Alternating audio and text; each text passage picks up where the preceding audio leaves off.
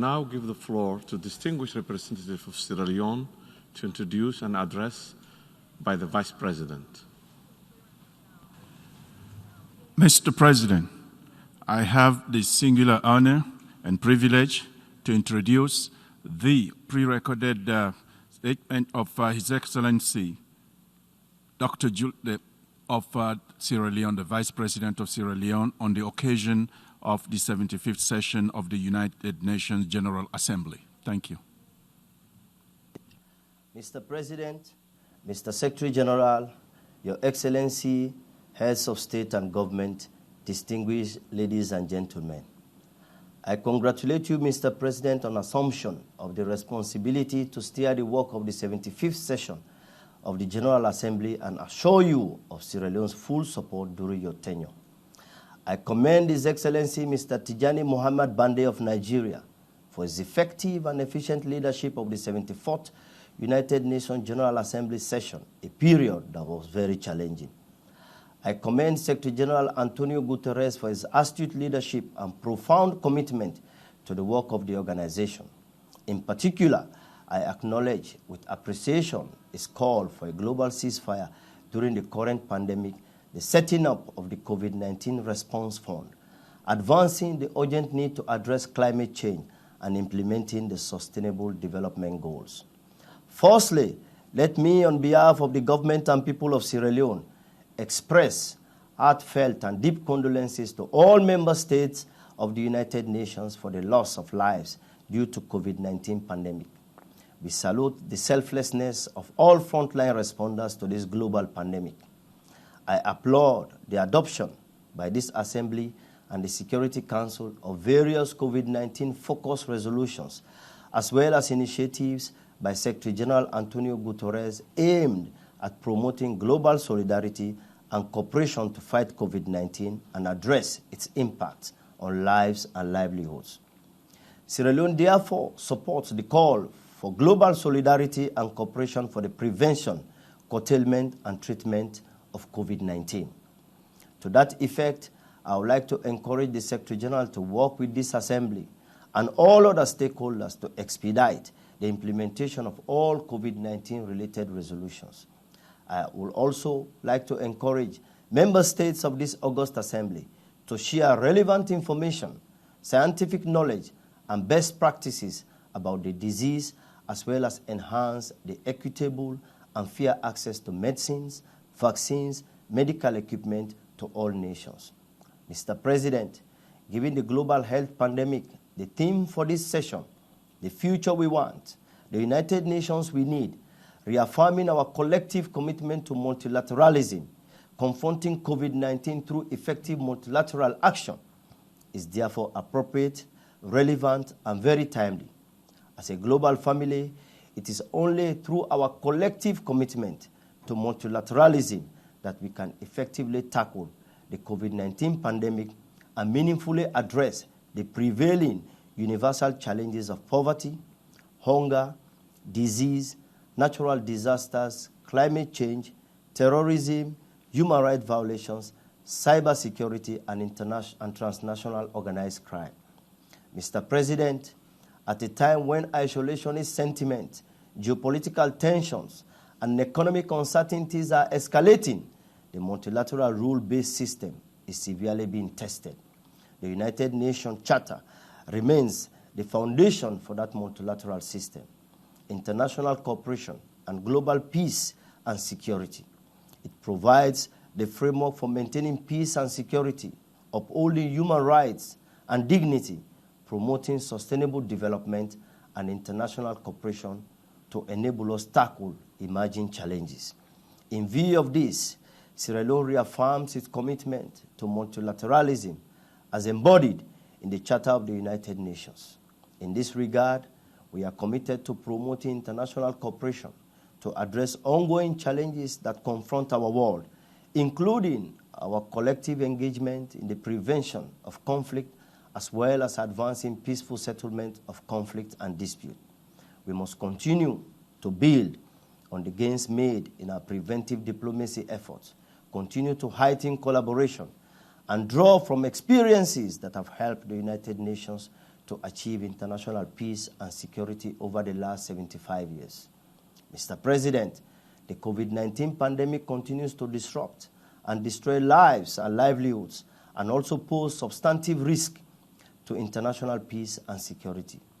This is especially so in countries that are in conflict or emerging from conflict, those experiencing humanitarian crises, and those with weak and fragile economies, where peace-building and post-war state-building efforts could be undermined or reversed.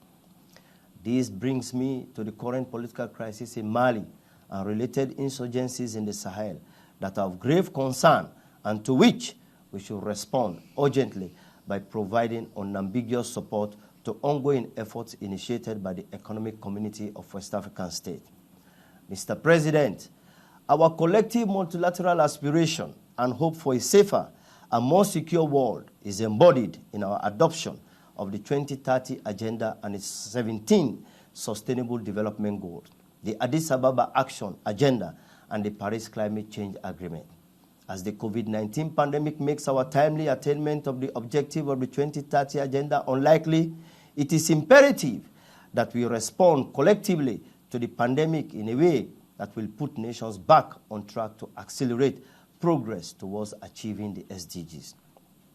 Reduced economic activity, revenue losses, budget constraints, and the huge cost of managing the pandemic are adversely affecting our efforts to achieve sustainable development, strengthen resilience, and move out of fragility. The implementation of Sierra Leone's medium-term national development plan that is aligned to both the SDGs and the African Union's Agenda 2063 is marred by challenges to generate required domestic revenues to fund projects, including other sundry capacity and management constraints. In this regard, Sierra Leone fully supports current efforts by this organization and international financial institutions and continues to call for an urgent debt relief and standstill mechanism from international financial institutions. Given the magnitude and impact of COVID-19 and other persistent disease burden, we aim to invest in our health and other service delivery systems as part of a robust post-COVID recovery process. We therefore seek additional grants, access to finance and technical assistance from our development partners, and additional budget support to enable the much-needed fiscal space. But beyond short-term quick fix and exit strategies that characterize the broader response to the pandemic, Africa needs a global commitment to debt cancellation for the least developed countries that are working hard to address long-term structural problems. Mr. President, in Sierra Leone, we believe that it will be impossible to make the necessary progress on global agendas such as education, health, gender equality, and climate change if we do not reduce inequality, violence, injustice, and corruption. Our medium-term national development plan prioritizes human development capital. We are therefore working to implement all critical drivers of sustainable development. The empowerment of women and girls is central to our government's medium-term national development plan. We have established a standalone Ministry of Gender and Children Affairs, developed a national gender equality and women's empowerment policy, supporting entrepreneurship and economic inclusion, implementing affirmative policies for women and girls in all sectors, from education to agriculture, promoting women's health and reducing maternal child mortality, toughening sexual offenses laws, and establishing one-stop centers for rape victims as well as sexual offenses model courts. Since the launch of our country's free quality education flagship program, we have increased allocations to 21% of the budget, increased enrollment at all educational institutions nationwide, prioritized innovation and science in all aspects of governance and national development through the establishment of a Directorate for Science, Technology, and Innovation that works closely with the Ministry of Technical and Higher Education. We have equally increased investment in purposeful infrastructure that will generate economic productivity and improve standards of living. We are constructing and resurfacing more roads, expanding access to carbon-neutral energy in off-grid and other locations, extending ICT penetration and improving access to potable water and sanitation facilities. We have launched mitigation and protection strategies to forestall the adverse effect of climate change, especially on our vulnerable populations. On that front, we urge more international cooperation and the urgent implementation of the Paris Agreement on climate change. Mr. President, as chair of the G7 Plus group of countries that brings together countries affected by conflict and fragility, Sierra Leone remains committed to fostering peaceful, just, and inclusive societies. Among the actions Sierra Leone has taken so far to foster these goals are ramping up the fight against corruption and preparing to establish a permanent commission on peace and national cohesion. Following a pledge we made at the 74th session of this august body, we have now expunged a 55-year-old law that criminalizes seditious libel. We are working closely with journalists, civil society, women groups, and stakeholders to strengthen our democracy and good governance. With the support of the Peace Building Commission, we have made great progress in fostering peace and sustaining peace in Sierra Leone over the years. Although Sierra Leone will withdraw from its formal agenda, we will continue to engage the Commission as and when the need arises. Mr. President, at the World Summit held in 2005, we made a commitment to an early reform of the Security Council in order to make it more broadly representative, efficient, and transparent, and thus to further enhance its effectiveness and the legitimacy and implementation of its decisions. As coordinator of the African Union Committee of 10 on the reform of the United Nations, I should underscore that the people of Africa are convinced more than ever before that the present geopolitical realities and the current global health pandemic compels a comprehensive reform of the Security Council to make way for the representation of Africa in the permanent category and address its underrepresentation in the non-permanent category of the Council. The growing and broad support for the common African position is evident in the recent intergovernmental negotiations as more member states reaffirm the call to correct the historical injustice done to Africa. In this vein, we would like to encourage this Assembly to address this long-standing injustice by adopting Africa's demand as outlined in the Ezulwini Consensus and the SAT Declaration. We look forward to constructive engagement that will be built on progress made so far to advance the comprehensive reform of the Security Council during this session. Mr. President, Sierra Leone reiterates its commitment to multilateral efforts geared toward the total elimination of colonialism in all its forms and manifestations, and supports the adopted decade plan of action. If we are to remain true to the fundamental principles of the United Nations that is fit for purpose, then it becomes absolutely necessary to relegate the chapter of colonialism to history within the period 2021-2030.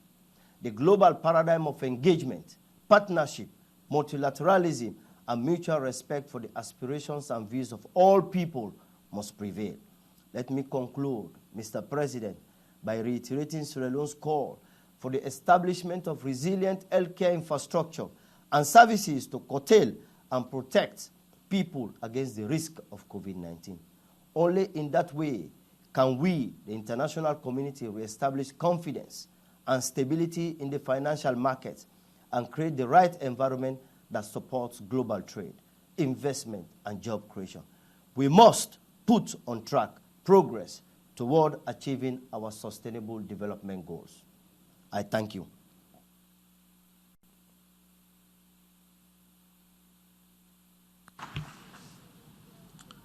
On behalf of the General Assembly, I wish to thank the Vice President of Sierra Leone for the statement just made. We have heard the last speaker